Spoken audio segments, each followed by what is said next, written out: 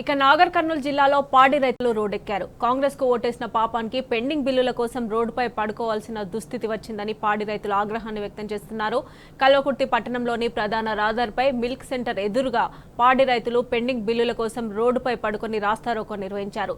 కాంగ్రెస్ ప్రభుత్వం వచ్చినప్పటి నుంచి రైతులను అరిగోస పెడుతున్నారని, చివరకు పాల బిల్లులు కూడా ఇవ్వకపోవడంతో పాడి రైతుల బతుకులు రోడ్లపైకి వచ్చాయని మండిపడుతున్నారు.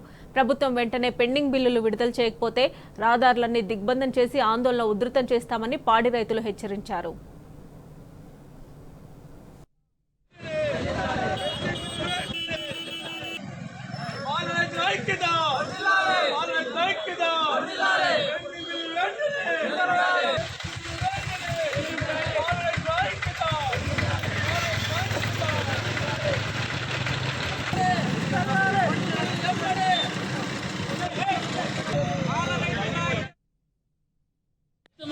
శ్రీనివాసరెడ్డి 5 బిల్లులు పెండింగ్ ఉన్నాయి. దాని కారణంగా మాకు కుటుంబం సరుకులు లేక, పిల్లల ఫీజులు కట్టలేక, దాన పెట్టలేక మేము చాలా అవసరం పడుతున్నాము.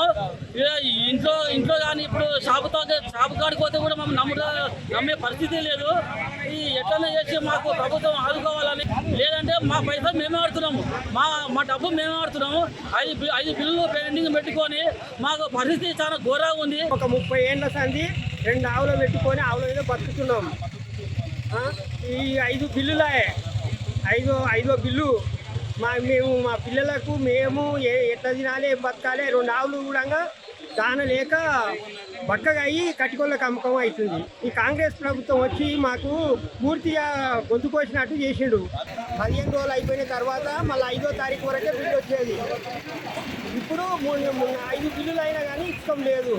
ఈ రోజు 4 బిల్లులు పెండింగ్ ఉన్నాయి. 4, 5, 6 బిల్లులు ఒక్కొక్క యూనిట్లో 5 బిల్లుల వరకు పెండింగ్ ఉన్నాయి. ఇలా చుక్క పాలు విండి ఎంత కష్టం ఉంటుంది రైతుకు. ఇలా దేశంలో ప్రపంచవ్యాప్తంగా ఎవరైనా ఒక డాక్టర్ లేకపోతే వైద్యం ఆగిపోవచ్చు, ఒక కార్మికుడు లేకపోతే ఒక పని ఆగిపోవచ్చు, ఇంకొక ఆయన లేకపోతే ఒక ఇంజనీర్ లేకపోతే ఒక బ్రిడ్జ్ ఆగిపోవచ్చు. కానీ ఒక రైతు లేకపోతే ఈ దేశం మొత్తం నాశనం అవుతుందనే విషయాన్ని ఎవరు పట్టించుకోవట్లేదు. ఇలా ప్రభుత్వం నిజంగా ఎందుకు ఇంత అవుతుంది? 8 నెలలు 9 నెలలు అవుతుంది అధికారంలోకి వచ్చి. ఇలా రైతులకు ఏదో ప్రజాప్రభుత్వం అని చెప్పేసి గాలి మాటలు చెప్తున్నారు. మరి ప్రజల కష్టం కనిపిస్తలేదా? ఇలా రోజు రోడ్ల మీద వచ్చి ధర్నాలు చేస్తున్నారు, రాస్తారోకోలు చేస్తున్నారు, పాలన ఉలకబోస్తున్నారు. అరే చీమ పుట్టినట్టు అయితే లేదు. ఈ ఎమ్మెల్యే దృష్టికి రాలేదా?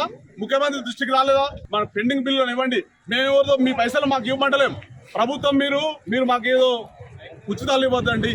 మేము కష్టపడి సుక్క విండి రూపాయి వచ్చేసేటువంటి పాల పైసలు ఇవ్వండి. మాకు మీరు ఇన్సెంటివ్ ఇస్తున్నారు, మేమేమి మిమ్మల్ని బలవంతం చేస్తలేం.